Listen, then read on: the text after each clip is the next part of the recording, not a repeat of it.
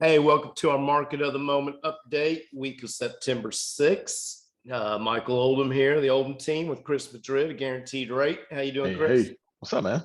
Doing Hey, great. man. Good to see you. You too, as No, always. we missed last week, so we got a little week to catch up on. So anyway, just want to get started. Everything been good for you? And all good. Yeah, things are cranking. Good So, deal. yeah. So we're going to get into it today. Let Chris talk a little bit about the current rates and what he kind of feels trending. So go ahead, take it away. Yeah, man, it's so interesting. I could have swore that by now interest rates would be higher, but you know, the market and Fed and everybody else just keep surprising us. I mean, I think rates in general, 30-year fixed, if you're purchasing a home with assuming excellent credit, you're still able to get rates in the 2.6 to 2.8 range, right? Which is essentially mid to high twos. Really, really good. One of the things that we fail to think about is if you take an average of interest rates over the last, say 50, 60 years, the average interest rate is 8 to 8.5%, right? So we're talking low threes, high twos. It's just, I mean, um, it's free money, right? So yeah, so I mean, thankfully interest rates are still low. I mean, again, I think we will see a little bit of an uptick. And by uptick, I mean like probably low threes, right? So maybe a 3 to 3.2, something like that, but not anything crazy. So obviously it's still a really good time to buy. And then if you purchased a home, we actually have a client that we talked to purchased a home last year. They're thinking about pulling some of the equity out of their home, paying off debt, doing home improvements, whatever it is. Rates are still low, and you have the additional equity to be able to do that. So it's almost a no brainer. Interest that you pay on your car loans and credit cards. Personal loans, all that stuff you can't write off on your taxes, right? Where mortgage interest you actually can. So if you have the ability, you have the equity in your home, pull out a little bit of cash, pay off your debt, do your home improvements, using those funds at the lower rates instead of borrowing at a 5, 6, 10, 15% rate, right? So those are always the better options, and best use of equity and money with the low interest rates. Okay. So people are still able to refi, the refi market still Oh something yeah, should be looking into if they're absolutely. over what, three? Yeah, I mean, essentially anything over 3.5, we need to have a conversation for sure.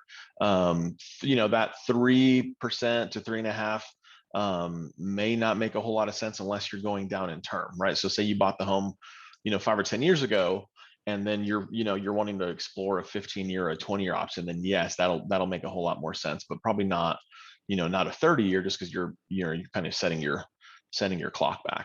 So that's the biggest thing is if you're in that 3 to 3.5 range, you want to potentially look at going down in term versus going back to a 30-year. Again, unless you're doing a cash out option where you're paying off debt or doing home improvement stuff. So Before we actually started recording, you gave me a stat about here in a couple years they're expecting. What was the percentage of mortgages to be? yeah, I think as of 2022, we are hearing that essentially everyone in the U.S. that has the ability to refinance will be in the 3% range, which is really good. But two, I'm trying to figure, like, interest rates have been low for a really long time, right? So if I think the biggest thing is most people remember like the headache that it used to be, right? Whenever you're trying to finance and they don't want to go through that again. And it's gotten a lot easier. Technology's helped with doing verifications of income and employment. A lot of lenders guaranteed rate is one of the top mortgage companies from a technology standpoint and simplifying the process, right? So it's a lot easier now than it was 2, 3, 5 years ago, even 10 years ago. And I think that's when we see people with the higher interest rates, right? At 5, I talked to a client that was in the 6% range a couple weeks ago, and I'm like, dude, where have you been? Interest rates have been in the twos for a really long time. Like you're just overpaying. And of course it's one of those things where, the current servicer is not going to say a peep, right? If they're getting 6% from somebody, they're not gonna, yeah, they're not gonna, not gonna say a word. So they've been paying that 6% rate for 8 years or something. And again, they just heard it was really difficult to get a loan, so they didn't want to, they don't want to mess with it. And thankfully we were able to get them closed in 2 or 3 weeks. So yeah, again, it's the process has been simplified, to where it's not as difficult as it used to be. So I just want to take a second, this last little part of your session here, and just talk a yeah. little bit process. If somebody was looking into buying an investment home, whether that was a rental or possibly maybe a lake home, or a second home, like a vacation home or something, what's that process look like? Yeah, so so second homes and investment properties have become a tad more difficult. And I'd say more difficult, right? Whenever you're purchasing a primary residence, if you're buying a home to live in, you can do as little as 3% up to 5% down as a minimum, right? Whenever you're purchasing an investment property, it's a minimum of like 15 to 20%. And then even a second home, it's a minimum of like 10 to 15% down. So it's one of those things where they just want, you're going to have a lot more skin in the game, right, to be able to do something like that. And that's really the biggest difference is, you're going to have more money down, right? And then also with second homes and investment properties, oftentimes the investors are going to want you to have reserves. So you're going to have 3 to 6 months of that mortgage payment set aside after closing. So after you've put your 15 to 20% down on an investment property, your closing costs, all that stuff, you still have to have 3 to 6 months of reserves left over in the event that a tenant bails out or they stop paying or whatever it is. You have some money to be able to kind of keep that mortgage payment paid.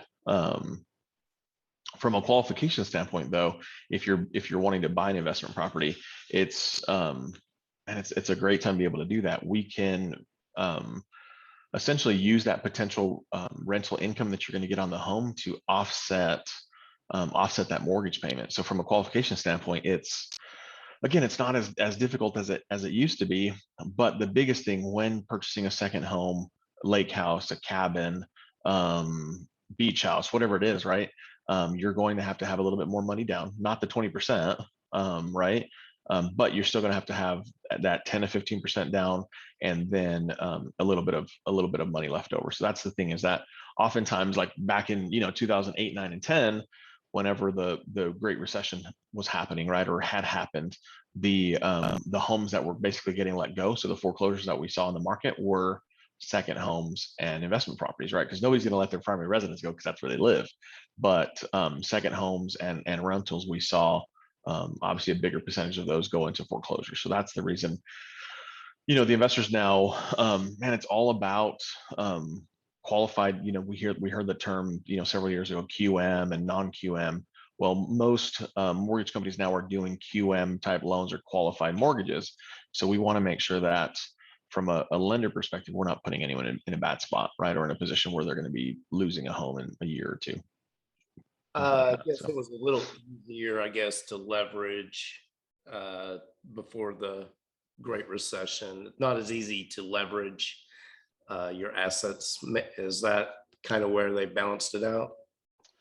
yeah, I mean, prior to 2008, 2009, there was essentially there were loan guidelines out there that, depending on your credit score, right? So if you had a really high credit score, typically 720 and above, you could state your income and state your assets, right? So regardless of what you actually made, you would just tell the lender, hey, I'm at $200,000 a year and I've got $500,000 in the bank, and they're like, okay, great, let's put that on the application and move you on down the road, regardless if you had it or not, right?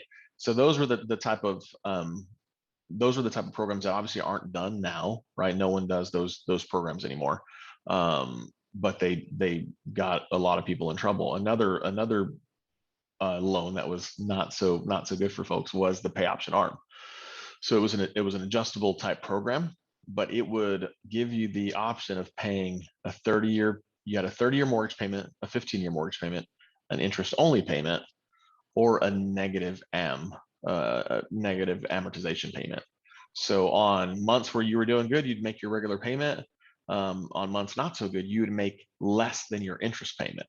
Well, if you're trying to have, maximize your cash flow and all that stuff, well, you're going to make the least payment possible, right? Which is essentially less than the interest that you're accruing. Well, that interest gets tacked onto the back end of your loan, right? So then, banks and lenders started to see loan balances increase way above what those homes were even worth. And then ultimately, and then here we were in 2009 and 2010. So those programs are gone, right? They'll probably never come back, especially with the legislation and stuff that's come out to where we have to really do our due diligence and make sure that that people can qualify and essentially can repay the loan, and that banks haven't put or mortgage companies haven't put people in bad spots to potentially lose homes. Okay. All right, perfect. Anything else to add before we move forward? And take advantage. We don't know how long these, the interest rates are going to be at these levels. So if you're thinking about it, get off the fence and stop thinking about it and do it for sure. All right, we'll have Chris's number here at the end of the presentation if you need to reach out to him about refi or purchasing a home or a second home. So, all right, Absolutely. let's get into current real estate trends. We, like I said, missed a couple of weeks, but not a lot has changed in the last couple of weeks. Here in Collin County, where we're based, still looking at, homes selling about 5% over that list price. That's down, about a tenth of a point from the last time we talked, but relatively unchanged. And your month supply is relatively the same. And it's probably all due to just the a lot of buyers out there, like Chris saying, money's really cheap to get. So people are buying up. Denton County, once again, it ticked down. Your overlist sales price ticked down a tenth. Days on market stayed the same. Month supply stayed the same. And the month or so we've been doing this, we've been seeing Collin and Denton County kind of follow the same. They follow a lot of the same trending as far as that goes. Dallas County, the only thing that really changed there was its month supply actually ticked up about a tenth of a percent, but things still selling about 1% over list in Dallas County. As Chris and I talked before, you got such a wider range of homes there. You go anywhere from 30,000 to 30 million in Dallas County, where some of these other counties price points are a lot closer. And then Grayson County stayed the same as far as the list price or sales price over list. Still 9 days on market there and still about close to 2 months supply. So not a lot has changed in the market. I have seen on my MLS more price reductions. I don't think that's due to the market cooling out. I would probably give that more to people are overpricing their houses at the start right now because they're hearing of these 15 and 20% over list price outliers. There are almost every comp I pulled two different neighborhoods just the other day, and you still had a outlier, although the sales price over list was about 5 to 7%, which is pretty common in these counties. But you would have an outlier of like 20% where somebody paid 20% over list price. So those are things that we'll talk about here in a second also when we're talking about pricing your house. So even in this market, it's important to price it right because buyers still they're going to go and look for value, even if that value's 10% over list price. Right now, that might be the value. What have you been seeing with your contacts, Chris? Yeah, I mean, it seems like over the last, maybe the last 2 to 3 weeks, we've started to see more. Hey, let's pull the data, right? Let's see what the comps are doing in the area, and then kind of taking an average of what the highest is, and then what like the mid is, right? Versus just you see a home on the market for 350, and oh God, we're gonna offer 450. Let's just swing for the fences. That's not now again in pockets, right? I mean, it's still happening in those the areas where, we're starting to see, like more sought after areas. Those are still kind of, the Mhm. crazy overprices and all that kind of stuff. But I think for most other places, it's kind of come down a little bit as far as the over asking on the offers. And then ultimately, the listing, on the above what the data shows, I mean, we're now starting to see those homes sit, right? Because they're listed for too much. So yeah, man. I mean, this is all what I'm seeing. So All right, so I just wanted to run through this infographic real quick. You're even in this market, and maybe even more in this market than in a more normal market. An agent and pricing your house is so important, and a lot of people just don't really know what goes into it, and what a real estate agent does when trying to figure out where to put your house on the market. So first of all, it's not guesswork. There lots of things that go into it. If you put your house at market value, what you see here in the middle, you got a better chance of encouraging a bidding war among folks, which will lead to a higher sales price, generally gives you a faster sale. And at the end of the day, it just gives you, the seller, more negotiating power on the sale of your house, whether that's a lease back for 30 days until your next house is ready or whatever it may be. Underpricing. Um, First off, you underprice your house. Yes, people's going to come try to get a value. Right now, it is a little easier if you were to underprice it to probably get to where you would want to get, but still, it decreases your future buying power because most likely what you're pulling out of this current asset is what you're going to use to get into that next asset. So if you are under market value and you're selling for less than what you're going to have to go buy for, that's obviously not going to be a good move. Um, and also, it's going to deter some skeptical buyers. But overpricing is probably the biggest issue you're going to have, biggest issue in this market right now. And you really have to drill down on numbers. As Chris was saying earlier, agents are really drilling down, getting finding that average that's in between the max and the average sometimes. So if you overprice your house, generally that price drop sends a red flag out, sends messages out to buyers that there's an issue with this. You're very motivated to sell, possibly. Maybe you've got to get somewhere quick, and then that's going to bring out folks offering you lower than market value and what yeah, the house is currently worth. So, and obviously it's going to sit on the market longer. The longer it sits, the more those red flags fly. And, eventually your potential buyers are, out of the market because they can get a better deal, of something that maybe just came on the market. And then lastly, it does take market experience, expertise to price your house right. I've been doing this for about 6 years now, pricing, bunches of houses. So, and kind of down at the bottom of this graphics, kind of how we go. The value of your home is in your neighborhood. It's not, 30 miles out because something sold for 50,000 over. We're going to look at your neighborhood, try to drill it down to the subdivision. I try hmm, to get within 400 to 500 square foot of your house on the, the lower and higher side of that. Try to keep it within 90 days of current market demand and what's been going on in the last 90 days. Right now in this market, we're starting to get it down to 45 to 30 days to see what's going on there, because you can pull some pretty good data right now, in a smaller time frame. You got to, you never can predict where prices are headed, but as a professional, that's part of what we're looking at. Our home's going to keep selling at 5 to 7% over.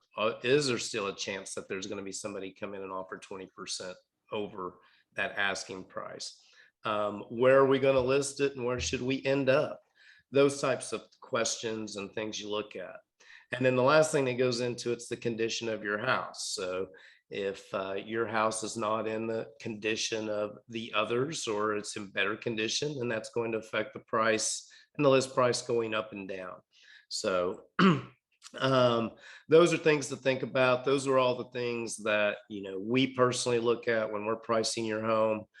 And yeah, if you're ready to sell, obviously reach out and connect. If you think you might just want to find out what your home might bring in this market, reach out to us. Doesn't take me that long to run numbers and just get you an idea. So, Chris, you got anything to add on that? No, I mean, I think that's the man, that's the conversations that that I'm having is it's super important, especially if you're selling to then be able to buy, right?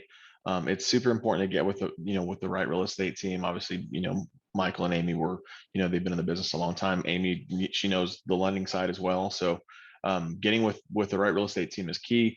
And for the love of Pete, do not overprice your house, because I mean, that is one of those things where oftentimes, man, you're not going to be able to come out of, right? And you're going to end up having to take the home off the market, let for however many months is required, let it reset, and then put it back on, and now you've lost valuable time. You've had to change plans. As much as people are tempted, do not over list your house, because again, you're exactly right. If it sits longer than 2 weeks, you're going to get the low ballers saying, well, there's something wrong with it, right? So I'm going to throw anything that I can to try and get a deal. And again, ultimately, it's, as the seller, it's your own fault because you put yourself in that position, right? So those are tough conversations that a lot of agents don't want to have, but it's the right conversations to have, right? That's all I got. So that's my 2 cents. All right. Well, obviously, we see this every week. There's a ton of that real estate news out there, always floating around. No matter where you're at, you see something. Some of it's true, some of it's not. But if you want the real scoop, you can always reach out to Chris or I. Oh yeah. Amy and I's number is 469-369-0873. Chris is at 214-734-1531. And I guess until next week, we'll be out on that one. Catch you later, amigos. All right. Appreciate it, man. We'll talk to you soon. All right, later.